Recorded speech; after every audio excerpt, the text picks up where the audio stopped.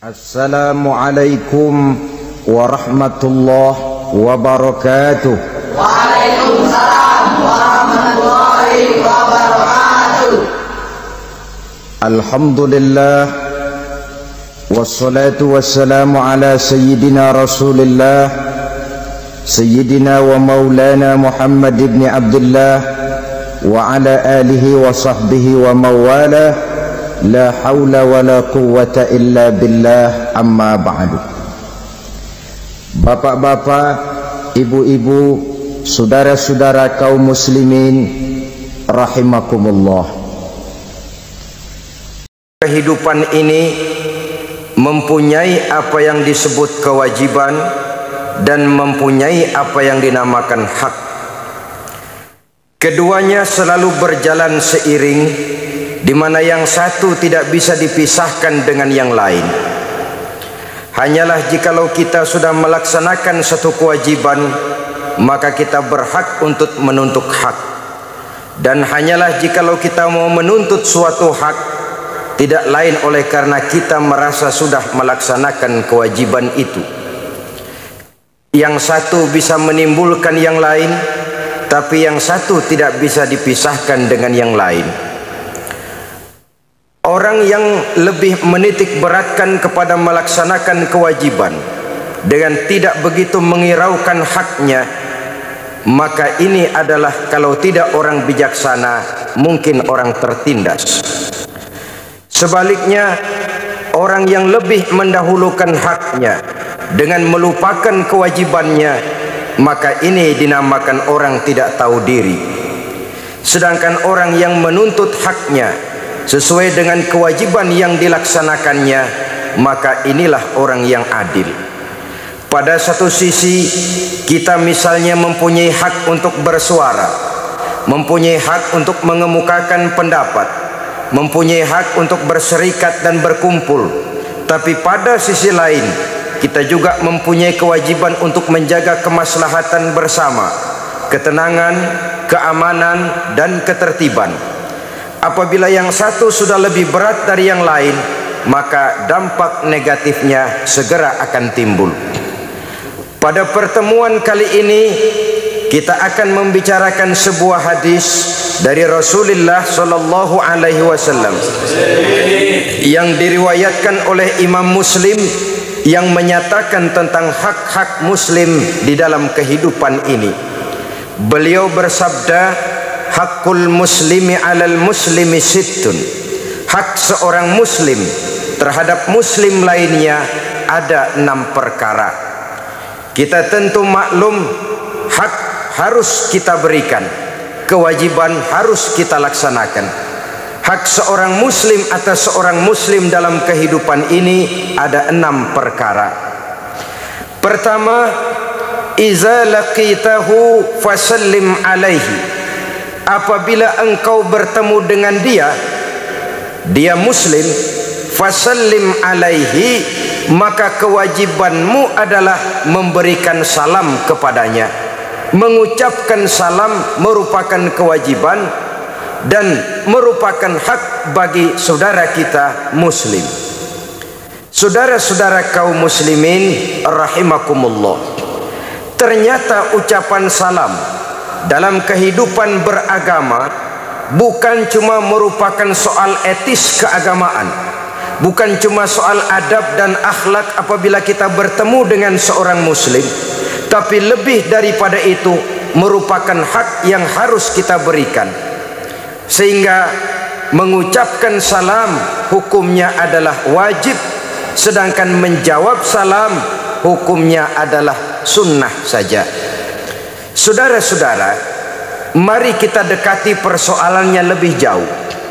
Seorang muslim apabila bertemu dengan muslim lainnya, dia wajib mengucapkan salam yang lengkapnya, Assalamualaikum warahmatullahi wabarakatuh. Terjemahannya biasanya, semoga Allah subhanahu wa ta'ala memberikan keselamatan, limpahan kasih sayang dan keberkahan kepada Anda di dalam kehidupan ini. Keselamatan, kasih sayang dan keberkahan adalah tiga hal yang menjadi tujuan yang selalu dicari-cari oleh setiap pribadi muslim di dalam kehidupan ini. Dari segi etika, ini merupakan tuntunan yang sangat baik.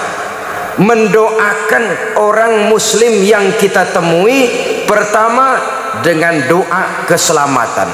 Assalamualaikum, semoga keselamatan senantiasa berada pada diri Anda. Kapan keselamatan itu? Kapan saja dan di mana saja Anda berada. Ini sudah doa yang merupakan cerminan dari sikap lapang dada mendoakan saudara kita yang kita temui dengan doa keselamatan. Semoga keselamatan tetap atas diri Anda kapan saja dan dimanapun saja. Ini saya yakin lebih baik daripada dengan kita mengucapkan memakai tradisi-tradisi lain. Good morning misalnya adalah ucapan yang biasa diterjemahkan dengan selamat pagi. Itu baik, bukan tidak baik, baik-baik saja. Tetapi saya pikir kalau memang mau mendoakan orang, kenapa harus pelit seperti itu? Kenapa harus tanggung-tanggung seperti itu? Selamat pagi Pak, artinya kan saya doakan semoga Bapak selamat pada waktu pagi. Perkara nanti siang Bapak ketabrak mobil, itu bukan urusan saya lagi. Kayaknya kok ngedoain pelit betul.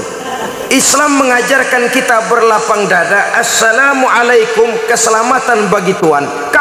Kapan saja dan di mana saja Tuhan berada, semoga Allah senantiasa memberikan keselamatan. Bukankah setiap kita, kemanapun saja kita akan pergi, dimanapun saja kita berada, senantiasa mengharapkan yang namanya keselamatan ini? Rasanya bagaimanapun banyak harta kita miliki, bagaimanapun bagus rumah kita tinggali, bagaimanapun tinggi kedudukan yang kita pegang, jikalau diri ini jauh dari keselamatan, hidup tidak akan pernah membawa ketenangan dan ketenteraman. Kemana saja kita senantiasa menginginkan selamat. Sejak dari dunia ini sampai ajal datang merenggut nyawa, masuk kita ke alam kubur atau alam barzah, di sana pun kita ingin mendapat keselamatan. Dibangkitkan kita berkumpul di padang mahsyar, di sana pun kita ingin mendapat keselamatan. Dihisab kita di mizan, di sana pun kita ingin beroleh keselamatan. Berjembat kita di atas sirat, di situ pun kita ingin mendapat keselamatan, sampai pada akhirnya masuk ke dalam surga. Keselamatan di dunia ini barangkali kita bisa usahakan kalau duit kita rada banyakan dikit. Hansip bisa kita sewa, polisi bisa kita minta bantuannya, tetangga-tetangga bisa kita minta bantuan untuk menjaga keselamatan. Tapi setelah kita masuk ke alam barzah, bahkan dimulai sejak datang malaikat maut, kalau malaikat maut datang dan kita ingin selamat, tidak ingin dicengkeram oleh malaikat maut, hansip mana yang kuat lawan itu yang satu itu? Tentara dan polisi mana yang sanggup menghadapi malaikat maut? Masuk kita ke alam barzah, pasukan PBB sekalipun tidak akan tahan untuk memberikan keselamatan jikalau kita sudah masuk ke alam barzah. Berkumpul lagi kita di padang mahsyar, siapa yang bisa memberikan keselamatan? Lewat kita di atas sirat, kemana hendak mencari dan minta tolong agar kita selamat? Padahal kita terus dan selalu ingin memperoleh keselamatan itu. Oleh karenanya, ini merupakan doa manakala kita bertemu dengan seorang muslim. Assalamualaikum, keselamatan atas kamu. Efek psikologisnya, pengaruh batiniahnya lain.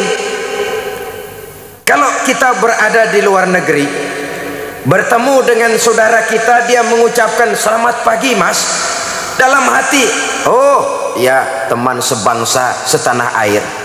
Tapi kalau sudah bertemu dengan seseorang, dia mengucapkan assalamualaikum, kesan batinnya jauh lebih dalam. Ya Allah, ini muslim, saudara saya, seiman, sekeyakinan, senasib, seperjuangan. Ada kesan lebih mendalam dari ucapan salam ini. Di samping rasa lebih mendekatkan rasa cinta karena mendoakan keselamatan. Maka pantas kalau Nabi sangat menganjurkan kita menebarkan salam. Beliau bersabda, ya ayyuhan nas ufsus salam wasilul arham wasallu bil laili wan nasu niyam tadkhulul jannata bis salam. Wahai manusia, ufsus salam, tebarkanlah salam kemanapun saja kamu berada. Berikan salam kepada saudaramu muslim. Jangan menunggu karena kita lebih tua. Kan gua tuaan, pengen tahu kalau dia kagak ngucapin salam duluan, gua diem aja dah.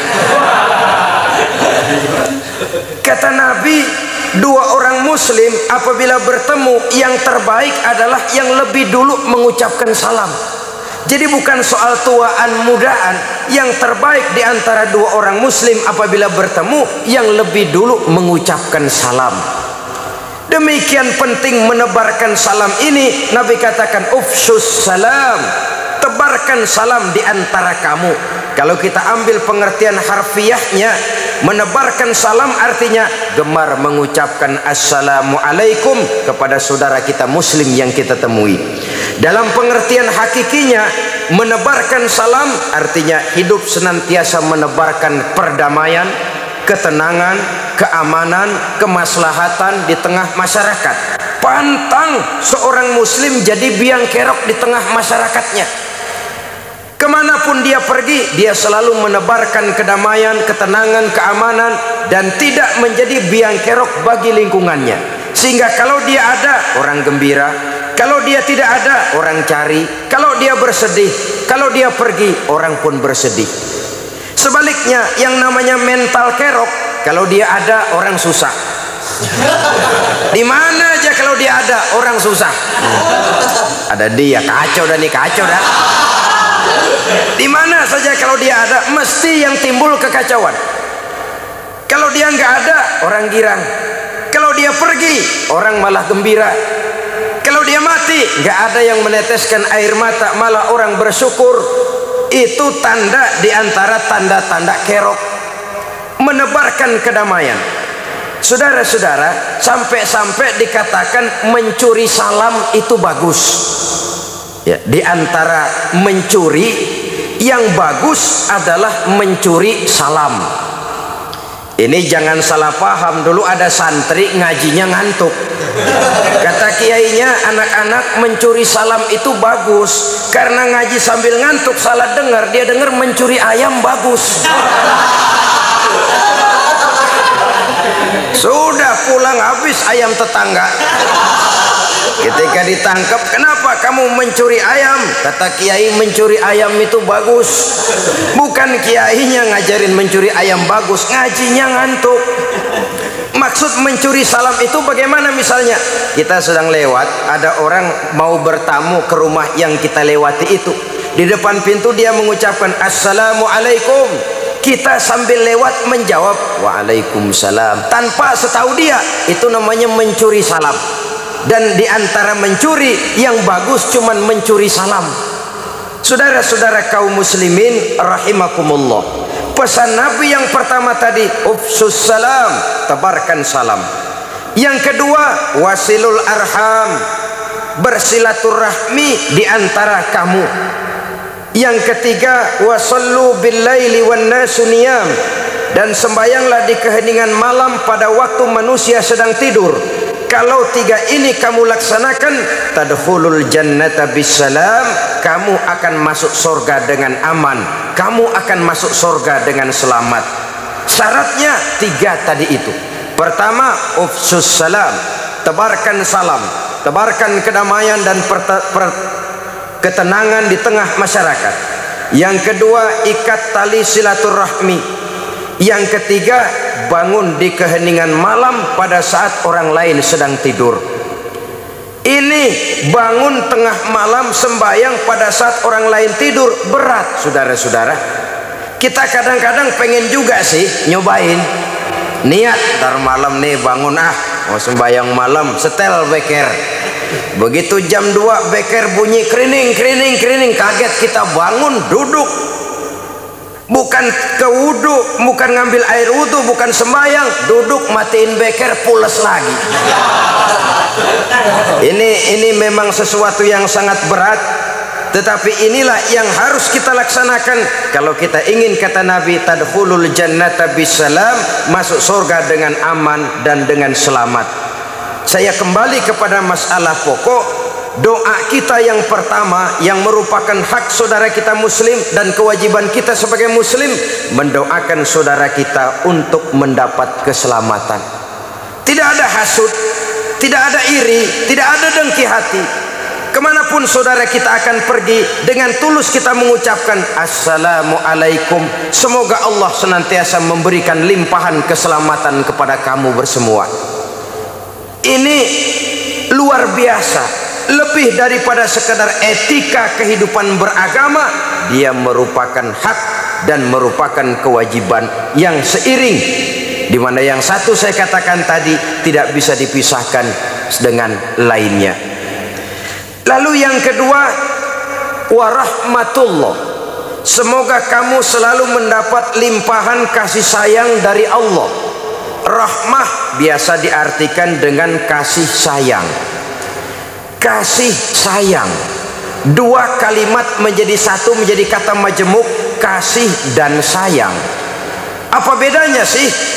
Saudara-saudara, setiap kita ingin dikasih oleh Allah dan ingin disayang oleh Allah. Perbedaannya apa? Orang yang dikasih belum tentu disayang, tapi orang yang disayang biasanya selalu dikasih. Kalau tidak dikasih, tentu ada pertimbangan lain untuk kepentingan orang yang dikasihi itu.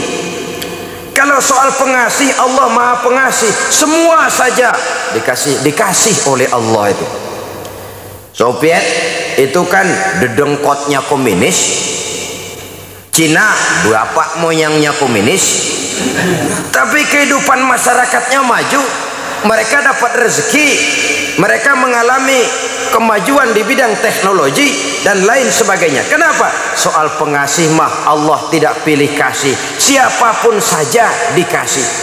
Orang mau sujud atau tidak, orang mau bersyukur atau tidak, orang mau puasa atau tidak, bahkan orang mau beriman atau tidak, kalau soal dikasih semuanya dikasih.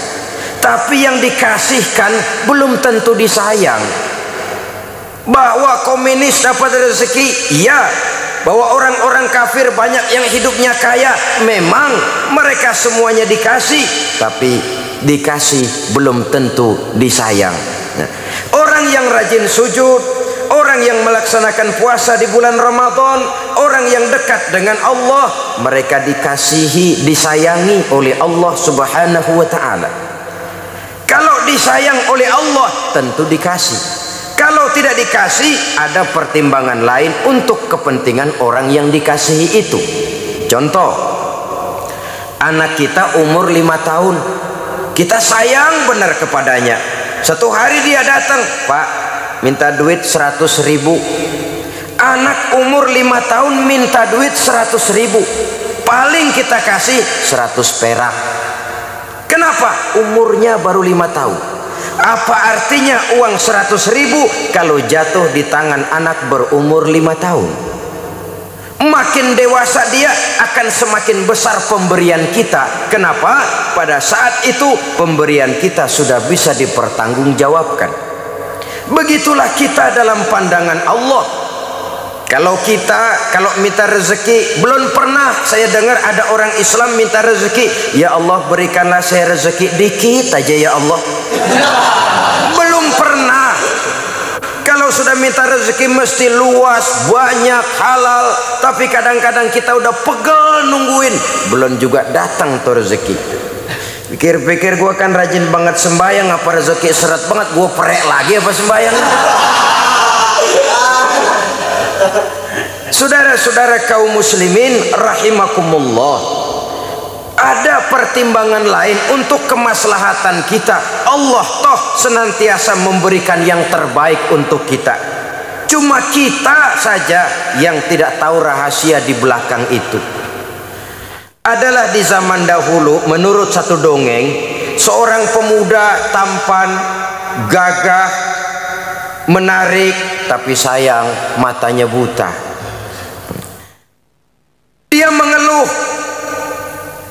Tuhan, apa dosa saya? Sejak terlahir ke alam ini, saya tidak bisa menyaksikan keindahan alam. Bila sang surya terbit di kaki langit sebelah timur, sementara kokok ayam di kandang dan kicau murai di dahan menambah semaraknya suasana pagi, saya tidak bisa menyaksikan keindahan yang demikian itu. Dan bila sang surya terbenam di ufuk sebelah barat, sementara Lazuardi merah meronai kaki langit, saya pun tidak bisa menyaksikan kesyahduan itu. Apa dosa dan salah saya, Tuhan? Kenapa saya dilahirkan dalam keadaan buta? Satu hari desa tempat anak muda buta itu tinggal diserbu oleh orang-orang Baduy, orang-orang Badiah pegunungan. Beberapa pemuda diculik, termasuk anak muda yang buta itu, dibawa ke pegunungan oleh suku yang masih primitif ini. Dan suku yang primitif ini yang menculik para pemuda tadi adalah kanibal, kanibalis, orang-orang yang suka makan daging manusia. Pemuda-pemuda ini rencananya akan disajikan menjadi makanan raja, semacam kepala suku lah. Maka supaya dagingnya lezat, gemuk, ini para pemuda dirawat baik-baik, diberikan tempat tidur yang bagus, pakaian yang bagus, makanan yang serba cukup, menu yang lengkap, gizi yang komplit. Pokoknya sejak ditangkap itu pemuda makan enak, kerjanya cuma makan tidur, makan tidur. Supaya apa? Supaya gemuk nanti di buburnya, di sopnya kan legit. Sudah sampai pada waktunya, pemuda itu seorang demi seorang disembelih, dimakan, disantap oleh raja. Sampai kepada giliran pemuda yang buta ini dihadapkan kepada tuan raja, kepala sukunya. Kata yang menghadap, lapor, bos, sekarang giliran dia nih yang mau kita sop. Raja ngelihat, yang begini, iya, buta. Sop orang buta mah saya nggak doyan, kata raja. Sudah, cari yang lain, lepas nih atuh nih. Bisa ketulangan saya makan yang begini. Sudah, bawa saja, lepaskan dia. Anak muda yang buta ini dilepaskan, diperintahkan kembali ke kampung halamannya. Di tengah jalan tidak henti-hentinya dia bersyukur, ya Allah, maha adil Engkau, untung saya dilahirkan dalam keadaan buta. Andai kata saya tidak buta, lunak saya jadi bubur, habis saya disop oleh tuan raja. Beberapa bulan yang lalu dia masih mengeluh, Tuhan, kenapa saya dilahirkan dalam keadaan buta? Apa salah dan dosa saya? Sekarang dia sudah bisa berkata, alhamdulillah ya Allah, untung saya buta. Andai kata saya tidak buta, udah cuti hidup. Allah senantiasa memberikan yang terbaik. Hanya saja kita kadang-kadang su'uzzon namanya, buruk sangka kepada ketentuan yang diberikan Allah kepada kita. Jadi oleh karenanya setiap muslim menginginkan kasih dan sayang. Tidak hanya ingin dikasih, tapi juga ingin disayang. Tidak hanya ingin disayang, tapi juga dikasih.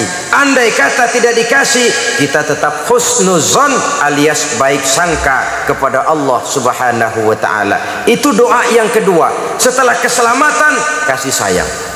Yang ketiga, wa barakatuh, mendapat keberkahan. Keberkahan itu apa?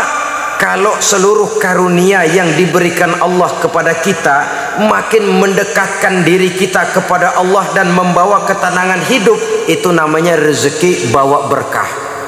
Sebaliknya, kalau seluruh karunia itu hanya makin menjauhkan kita dari Allah dan tidak membawa ketenangan dan ketentraman di dalam kehidupan, itu diantara tanda rezekinya kurang tapi berkah. Kurang berkah itu ibarat kambing nggak ada buntutnya, artinya kurang lengkap, kurang sempurna, dekorasinya rada kurang. Itu yang kita inginkan di dalam kehidupan. Maka ucapan salam yang lengkap itu, Assalamualaikum warahmatullahi wabarakatuh. Jawabannya harus lebih baik daripada itu. Kata Allah dalam Al-Quran, fa iza huyyitum fahayyu bi ahsana minha aw rudduha. Apabila kamu diberikan satu salam, jawablah dengan yang lebih baik dari salam yang diucapkannya, atau setidaknya sama dengan yang diucapkannya. Kalau dia cuma mengucapkan Assalamualaikum, kita kalau ingin lebih baik, Waalaikumsalam warahmah, Waalaikumsalam warahmatullah. Lebih baik dia cuma salam, kita sampai kepada rahmatullah. Kalau dia Assalamualaikum warahmatullah, kita lebih baik Assalamualaikum warahmatullah wabarakatuh. Kalau dia Assalamualaikum warahmatullah wabarakatuh, kita ingin menjadi yang lebih baik, Waalaikumsalam warahmatullahi wabarakatuhu waridwanu, dan selanjutnya. Kita kan kadang-kadang pelit benar, orang benar-benar ngucapin salam Assalamualaikum warahmatullahi wabarakatuh, kita sembari ngempet namat lam.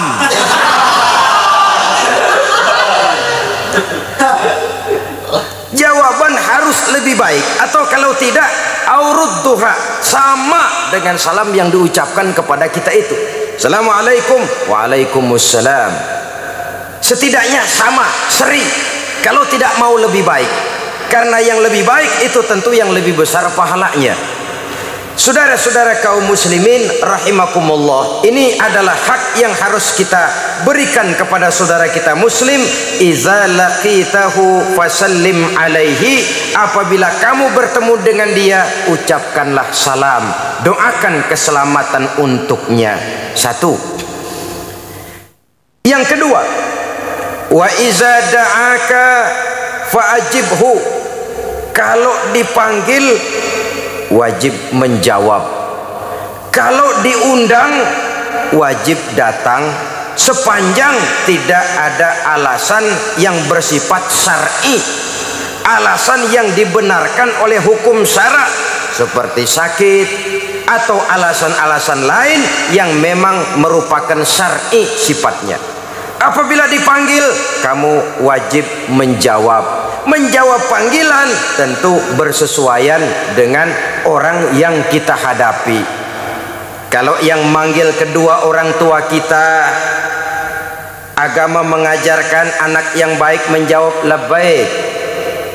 Nah, kemarin nak labbaik bu, atau iya bu, atau saya bu. Tidak lantas termasuk ucapan yang kasar. Kalau di kampung, dul sini dul, oi, oi, ini juga ucapan yang tidak baik. Sudah, oi, kadang-kadang ada tambahannya lagi, dul, oi, ngapain isinya? Kacau bener nih, kacau lagi. Menjawab dengan jawaban yang baik. Kalau diundang wajib datang. Mengundang itu diajarkan oleh agama. Misalnya kita mengadakan walimah, mengawinkan anak, kita diharuskan mengundang. Yang diundang wajib datang. Bertahniah namanya. Tahniah itu ikut bersuka cita. Kalau takziah ikut berduka cita. Jadi kalau kita ngelawat, istilah kita di kampung, mendatangi orang meninggal, itu namanya takziah, ikut berduka cita. Tapi kalau kita datang kepada satu resepsi perkawinan, itu disebut tahniah, ikut bersuka cita. Saya ikut bertahniah, artinya ikut bersuka cita. Tapi kalau dikatakan mau kemana? Mau takziah, mau ikut berduka cita, mendatangi orang yang sedang mendapat kesulitan atau musibah.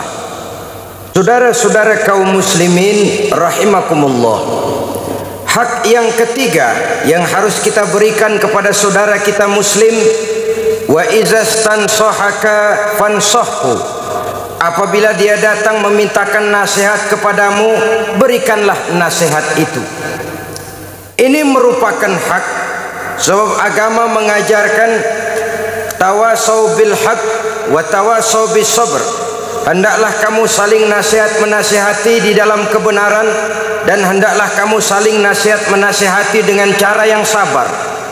Menasihati atau memberikan nasihat kepada sesama saudara kita muslim merupakan hak yang harus kita berikan.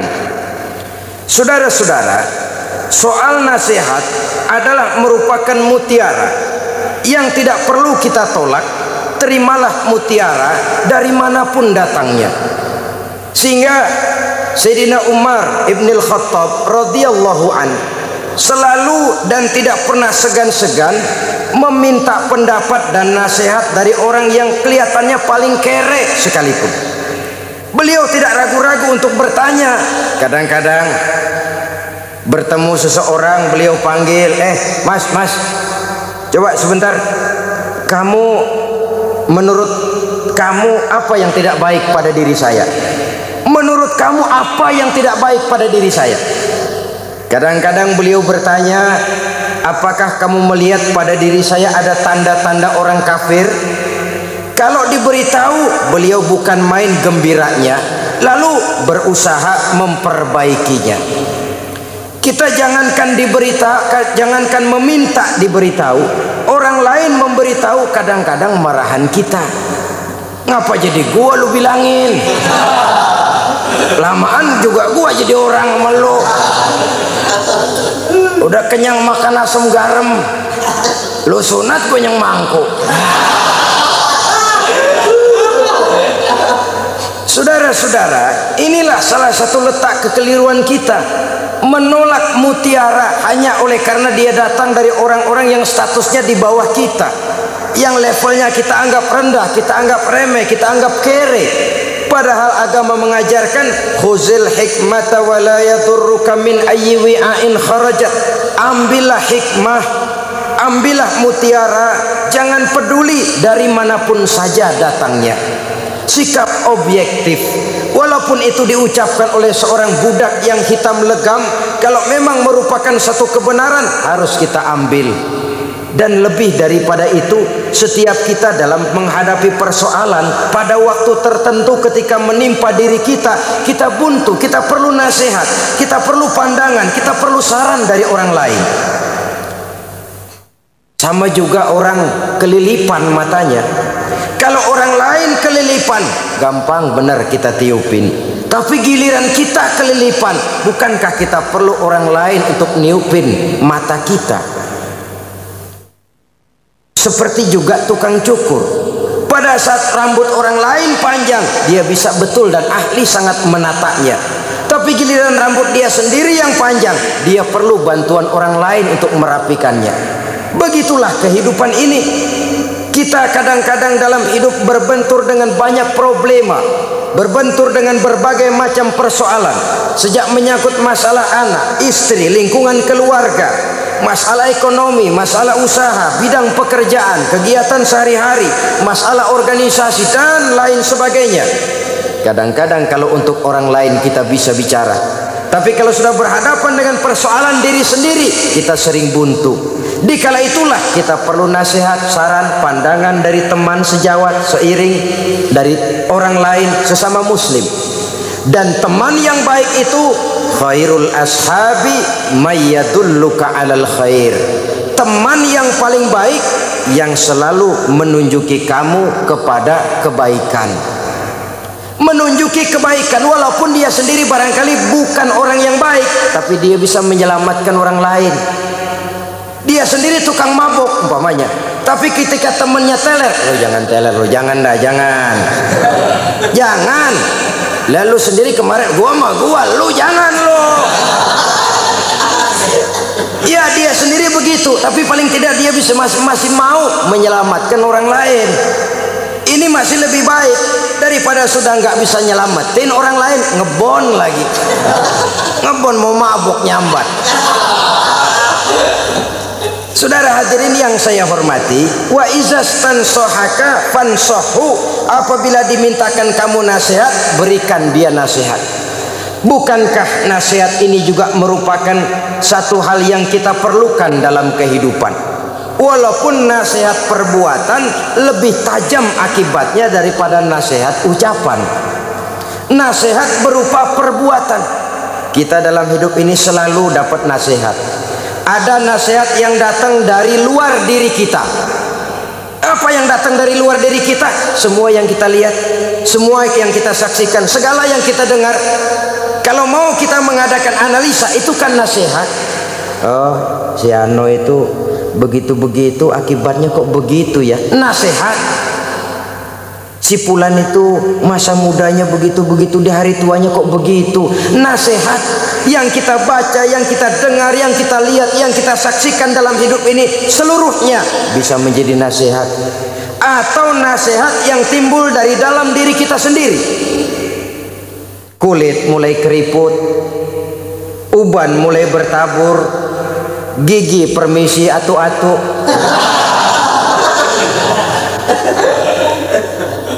Saudara-saudara kaum muslimin rahimakumullah, ini juga merupakan nasihat.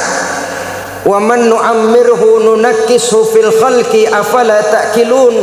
Siapa yang kami panjangkan umurnya, kami kurangkan bentuk kejadiannya, apakah tidak mereka memikirkan problema itu? Tidakkah mereka melihat gejala itu? Dipanjangkan umur, dikurangi nikmat. Tidak ada orang makin tua makin cantik.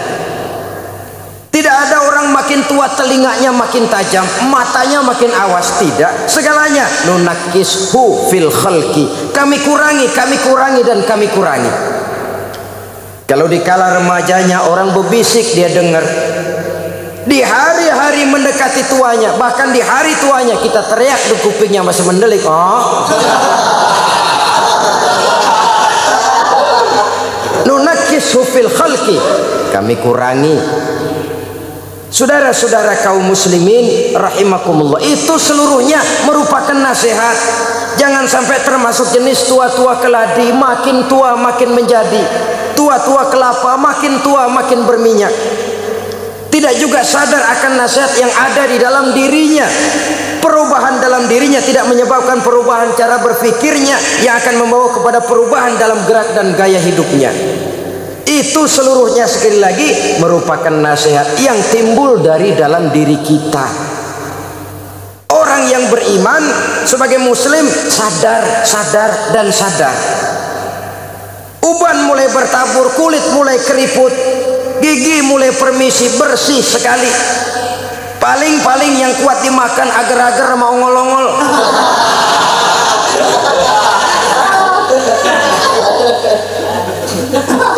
Bukankah itu merupakan satu nasihat pertanda bahwa kereta akan segera berangkat? Peluit sudah ditiup. Sementara dari cerobong asap mulai mengepul, kereta sudah akan segera berangkat. Kalau pada saat kereta berangkat kita masih saja berdiri di luar gerbong, pada saat kereta mau berangkat, pada saat ajal mau datang kita masih hidup di luar agama, kita akan ketinggalan kereta. Akibatnya sudah bisa dibayangkan, kita akan tersesat, terlantar. Orang lain sampai ke tujuan, kita masih bengong nungguin kereta, padahal kereta sudah berangkat, kita yang tertinggal. Alangkah malangnya orang-orang yang tidak mau sadar bahwa peluit sudah berbunyi, bahwa asap sudah mengepul dari cerobong kereta, pertanda kereta akan segera berangkat. Dia masih tenang-tenang saja berdiri di luar gerbong. Umurnya makin tua tapi dia makin tidak mau dekat dengan agama, berdiri di luar gerbong. Itu yang saya maksud.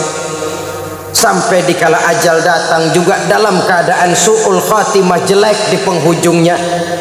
Tertinggal dia oleh kereta, kembali menghadap Allah di luar jangkauan hidup beragama. Na'udzubillah summa na'udzubillah. Maka saling nasihat menasihati hendaknya di dalam kebenaran, jangan di dalam kebatilan. Kalau mau rusak, jangan merusak, rusaklah sendiri. Tapi kalau mau jadi orang baik, harus memperbaiki. Rusak tapi masih mau memperbaiki, lebih baik daripada sudah rusak merusak lagi, tidak mau memperbaiki. Nasihat menasihati di dalam kebaikan dan di dalam kebenaran dengan cara yang sabar. Jangan nasihatin juga tapi urusan yang munkar. Kalau mau bongkar rumah dia jangan jam 11, dia masih melek. Oh nasihatin nih jam 2 dah. Itu nasihat juga tapi urusan yang munkar. Nasihat menasihati di dalam kebenaran dan dengan cara yang sabar. Demikian yang ketiga. Yang keempat, saudara-saudara, hak muslim itu wa iza atisha Fahamidallaha fasammithu, apabila dia bersin bangkis lalu dia memuji Allah, fasammithu, balaslah pujiannya dengan ucapan yarhamukallah. Lebih dari sekedar etika, saya katakan tadi, ini juga doa. Kenapa? Bersin tanda di antara orang sehat, ya, tapi bersin yang wajar, bangkis yang wajar. Kalau 3 hari 3 malam bangkis terus memang bengek, bukan wajar itu. Apabila dia bersin, yang bersin mengucapkan alhamdulillah. Kenapa? Itu nikmat. Kan paling nggak enak bangkis urung, mau bersin nggak jadi, nyakitin beneran, ngebet banget, mulut udah mangap, nggak jadi juga bangkis. Bisa bangkis, bisa bersin, itu satu nikmat. Mendapat nikmat harus mengucapkan alhamdulillah. Ini etika. Bangkis kita bersin, umpamanya alhamdulillah, itu saudara kita. Kita sebagai muslim memberikan haknya. Apa yang kita ucapkan? Fasammithu, yarhamukallah, kata kita. Allah mengasihani kamu, Allah mengasihanimu. Dengan memberikan kesehatan kamu bisa bersin. Bersin itu nikmat. Allah mengasihanimu, maka kamu bisa bersin. Saudara, pernah terjadi seorang kaya dirawat di rumah sakit dengan biaya yang mahal, operasi besar, sampai memakan biaya tidak kurang 3 juta rupiah. Kenapa? Cuma soalnya satu saja, tidak bisa buang angin. Perutnya sakit, rasanya gembung, buang angin tidak bisa. Operasi 3 juta biayanya. Harga buang angin 3 juta kalau mau tahu. Cuma ngebelain supaya bisa buang angin 3 juta. Bisa buang angin itu merupakan satu saluran untuk menghilangkan penyakit yang ada di dalam perut. Harganya kalau harus operasi besar 3 juta, saudara-saudara. Termasuk bangkis ini, bersin. Sebagai muslim, kalau kita yang bangkis bersin, kita mengucapkan alhamdulillah. Kita yang mendengar yarhamukallah. Lalu si yang bangkis kembali mendoakan yahdi bikumullahu wa yuslihu balakum. Alangkah indahnya agama ini, sampai undang-undang bangkis ada, ya. Bukan cuma undang-undang bagaimana jual beli, sewa menyewa, pinjam meminjam, berumah tangga, bertetangga. Demikian komplitnya ajaran Islam. Ada undang-undang bangkis. Agama mana di dunia ini yang punya undang-undang bangkis? Pasal 1, kalau bangkis harus mengucapkan alhamdulillah. Lebih etis lagi kalau mulutnya agak sedikit ditutup. Jangan mentang-mentang itu nikmat lalu terbuka bener sampai hujan lokal. Yang kedua, buat yang mendengar harus mendoakan dengan yarhamukallah. Yang ketiga, balik doa dari ucapan orang yang bangkis, yahdi bikumullah, semoga Allah senantiasa memberikan hidayah kepadamu, wa yuslihu balakum, dan selalu memperbaiki keadaanmu. Indah benar agama ini. Yang bangkis memuji Allah, yang mendengar mendoakan, yang didoakan balik lagi mendoakan. Saling doa mendoakan, doa berdoa. Kita kadang-kadang bersin itu kan kita bawa guyon. Kalau bangkis esot umpamanya, atau hajir dan sebagainya. Saudara, saya tidak mengatakan jelek, tapi tentu tidak diajarkan oleh agama. Yang diajarkan begitu bersin, bangkis, ucapkan alhamdulillah. Yang mendengar yarhamukallah, balik doakan yahdi bikumullahu wa yuslihu balakum, semoga Allah memberikan petunjuknya kepadamu dan memperbaiki keadaanmu. Kelihatannya remeh, masalahnya kecil, tapi kalau yang kecil kita anggap kecil lalu tidak kita amalkan, bagaimana kita akan terdorong melaksanakan yang lebih besar lagi. Bukankah berangkat dari sini kita berarti menghidupkan tradisi agama dalam kehidupan sehari-hari? Saya selalu mengingatkan, mentradisikan agama, mengagamakan tradisi tidak baik, tapi mentradisikan agama itu yang baik. Marilah mentradisikan agama, jangan mengagamakan tradisi. Mentradisikan agama artinya menjadikan agama sebagai pakaian, sebagai kebiasaan dalam kehidupan kita sehari-hari. Sejak kita mau tidur, sampai kita bangun dari tidur, sampai kita menuju kamar mandi atau masuk ke WC, sampai kita berpakaian, sampai kita berdiri di muka cermin, Islam mengajarkan kok itu. Berdiri kita di depan kaca, ngeliatin potongan kita. Oh, begini potongan gue ya. Apa yang kita ucapkan? Allahumma kama hassanta khalqi fahassin khuluqi. Wahai Allah, sebagaimana telah engkau baguskan kejadian saya, engkau baguskan potongan saya, baguskan juga kiranya akhlak saya. Jangan cuma potongan saya yang baik ya Allah, akhlak saya juga mohon dijadikan baik. Karena bagaimanapun berantakannya potongan kita, manusia makhluk yang paling baik ketimbang makhluk-makhluk Allah lainnya. Keluar kita dari rumah, bismillahi tawakkaltu ala Allah, melangkah dimulai dengan kaki kanan, mentradisikan ajaran agama. Bertemu kita teman, assalamualaikum, mentradisikan agama. Bersin kita, alhamdulillah, mentradisikan agama. Jangan mengagamakan tradisi. Yang tradisi kita anggap sebagai agama, lalu kita pegang teguh, padahal cuma sekedar satu tradisi saja. Baiklah ya, ini yang keempat. Yang kelima, saudara, hak seorang muslim, wa iza maridho fa'udhu, apabila dia sakit jenguk, apabila dia sakit tengokin. Ini hak yang sakit dan kewajiban kita yang hidup. Biasanya orang mah bagaimana kita? Kalau kita tidak mau menghormati orang, jangan harap orang akan mau menghormati kita. Kalau kita tidak bisa menghargai pendapat orang lain, jangan mimpi orang lain akan mau menghargai pendapat kita. Kalau kita tidak mau pada suatu saat dipimpin, jangan berharap pada suatu saat kita akan bisa memimpin. Biasanya orang mah bagaimana kita. Nah, anak-anak kita biasanya bagaimana kita. Sehingga pepatah bilang, ma fil aba fil abna, bagaimana orang tua kadang-kadang begitu anaknya. Artinya orang kampung kita bilang kacang nggak buang lanjaran.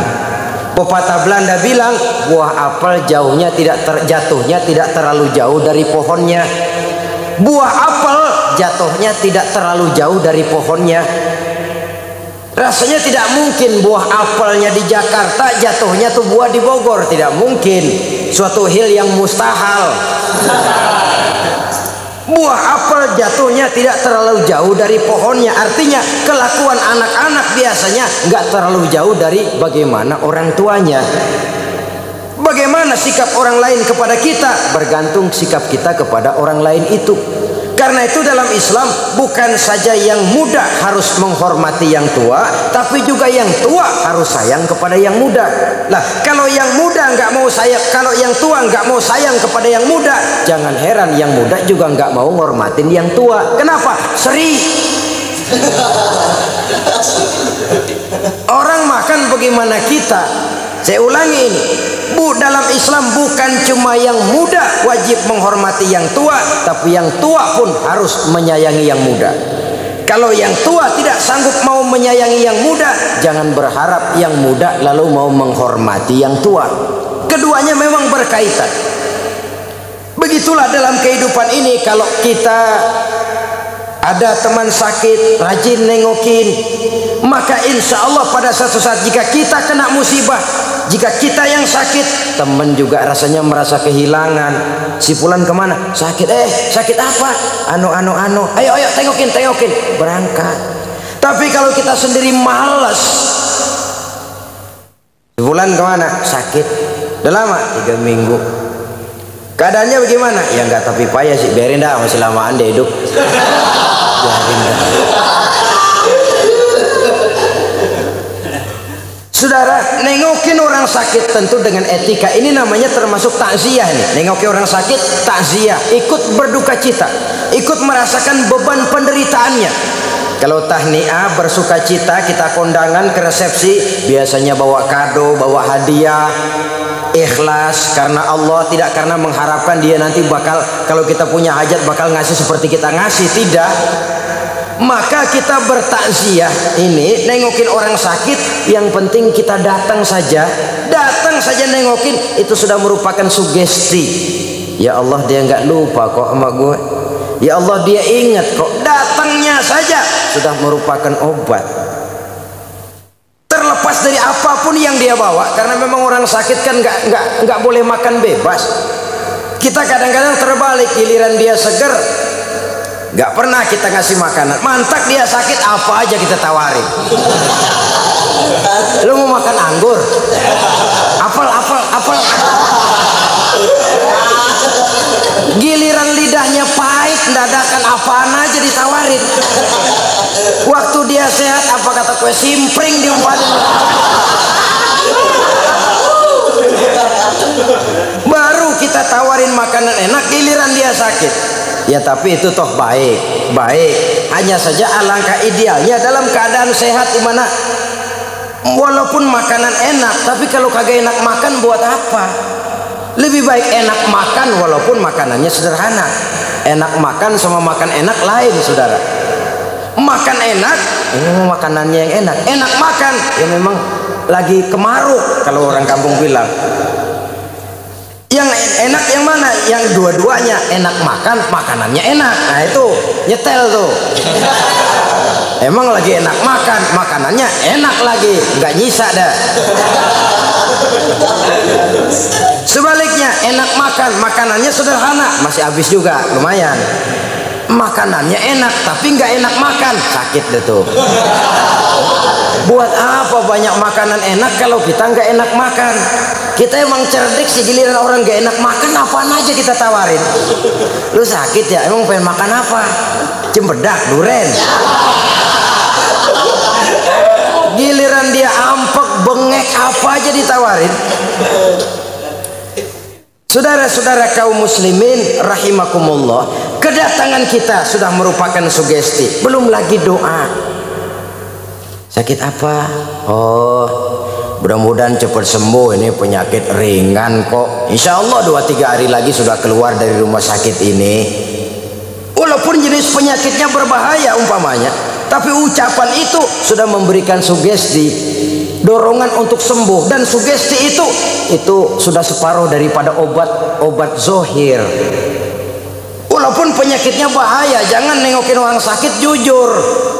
Sakit apa? Ini nih perut gak? Oh emang teman saya kemarin begini nih, mati.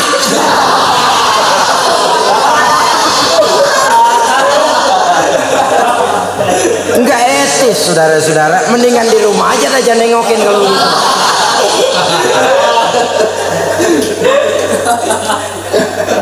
Omongan yang enak saja itu sudah merupakan satu doa yang tersendiri, yang merupakan sugesti bagi kesembuhan orang yang sakit.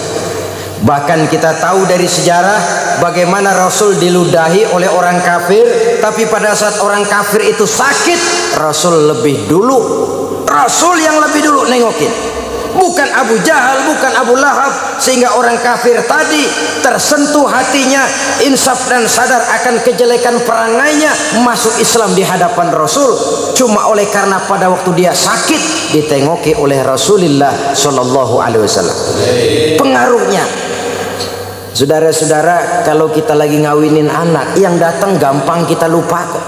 Kenapa? Kita dalam suasana gembira. Tapi kalau kita lagi sakit, semua yang datang kita ingat benar. Kita ingat terbayang satu demi satu. Orang yang mengingat kita dikala kita sedang mendapat kesulitan akan jauh lebih kita ingat daripada orang yang mengerubungi kita pada waktu kita dalam keadaan senang. Kenapa? Dalam kondisi senang kita tidak begitu banyak berpikir macam-macam. Tapi dalam kondisi prihatin, sakit, kita memerlukan teman. Mereka datang, itu yang kita ingat benar. Sehingga kesannya lalu tertanam dengan dalam di lubuk sanubari kita. sehingga ini akan membawa akibat lebih eratnya nilai tali silaturahmi di antara sesama kita. Wa iza maridho fa'udhu, apabila sakit tengokin. Tapi ini ukuran maksimal. Yang saya maksud maksimal, jangan nengokin teman giliran dia sakit saja. Ini maksimal. Maksud maksimal, kalau teman sakit sampai nggak nengokin, emang kebangetan dah. Itu maksimal. Artinya apa? Bersilaturahmi, kunjung mengunjungi tidak cuma pada waktu teman sakit, tapi merupakan satu keharusan di dalam kehidupan kita. Jangan sampai menunggu teman sakit. Kapan sih lo mau main ke rumah gue? Ntar deh ya kalau lo sakit. Ya tentu tidak mungkin seperti ini, saudara-saudara. Kita adalah makhluk sosial, makhluk yang hidup bermasyarakat. Setiap kita perlu kepada yang lain. Bahkan hidup akan terasa nikmat karena banyaknya orang lain di sekeliling kita. Tidak seorang pun di antara kita yang mampu menutupi kebutuhan hidupnya secara sendiri. Jadi oleh karenanya teman dengan teman itu harus saling memerlukan. Mudah memang mencari teman di meja makan, kata nyanyian itu. Mudah memang mencari teman yang bisa diajak tertawa. Mudah memang mencari teman yang bisa diajak senyum. Sampai penyair Arab Sauki mengatakan, in zada mali kullun nasi khulani wa in qalla mali fala khillun yusahibuni. Kalau duit saya lagi banyak, siapa aja mau nemenin saya. Kalau kita lagi basah, siapa aja datang. Kalau kita lagi banyak rezeki, siapa saja ngakut saudara. Yang kita nggak kenal, ketemu baru tumben manggil encing. Ketemu baru itu encing kita dipanggil. Giliran kita lagi basah, tapi lagi kering, paceklik, bangkrut, bangpak, laler, gak nemplok. Laler sekarang ngerti juga orang berduit. Saudara hadirin ma'asyiral muslimin rahimakumullah. Wa iza maridho fa'udhu, apabila sakit tengokin. Lebih-lebih kalau dia kondisinya miskin. Jangan kalau yang sakit kaya rame-rame. Kalau perlu charter bis nengokin ke rumah saya. Kenapa? Yang sakit bos. Tapi giliran yang sakit kere, yang nengokin atu. Kalau nggak pakai bajai ngetuk, dah rame banget dah. Terbalik saudara-saudara. Iya, bos perlu deh kita tengokin, tapi yang posisinya lebih susah dari kita, lebih perlu kita tengokin. Nengoknya kita sudah merupakan obat bagi dia. Yang keenam, yang terakhir, hak seorang muslim, wa iza mata fattabi'hu, apabila dia mati iringi jenazahnya. Kata Nabi, apabila kita datang nengokin orang meninggal, takziah, kemudian ikut nyembayangin, kemudian ikut ngantar ke kubur, maka dia akan mendapat pahala yang berat timbangannya 2 kali Jabal Uhud. Jabal Uhud satu bukit besar di Saudi sana, timbangannya 2 kali Jabal Uhud. Saudara-saudara kaum muslimin rahimakumullah, sejak takziah, ngikut nyembayangin, mengantar jenazah ke kubur, sampai selesai upacara penguburannya, diberikan pahala dengan timbangan seberat 2 kali Jabal Uhud. Sesuatu yang sangat luar biasa. Takziah, dia yang sudah meninggal memang tidak lagi bisa melihat kita secara zahir, tapi dia tahu. Karena orang Islam mati bukan mati kayu, mati yang selesai lalu selesai begitu saja. Tidak. Karena itu mari kita jadikan satu kebiasaan, membantu keluarga yang mendapat musibah dan kesulitan menurut yang kita mampu. Takziah dengan adab, malam keluarga yang ditinggal kita tunggui dengan omongan nasihat yang baik, mentradisikan agama, membaca ayat-ayat suci Al-Quran, menghibur hati yang masih hidup dan mengiringi yang sudah wafat dengan iringan doa. Sehingga dengan demikian baik hubungan kita kepada yang masih hidup dan baik juga hubungan kita kepada yang sudah meninggal. Inilah yang kita bicarakan pada pertemuan ini, agak singkat barangkali, namun mudah-mudahan ada manfaatnya. Terima kasih atas segala perhatian, mohon maaf atas segala kekurangan. Usikum wa nafsi bitaqwallah. Wassalamualaikum warahmatullahi wabarakatuh.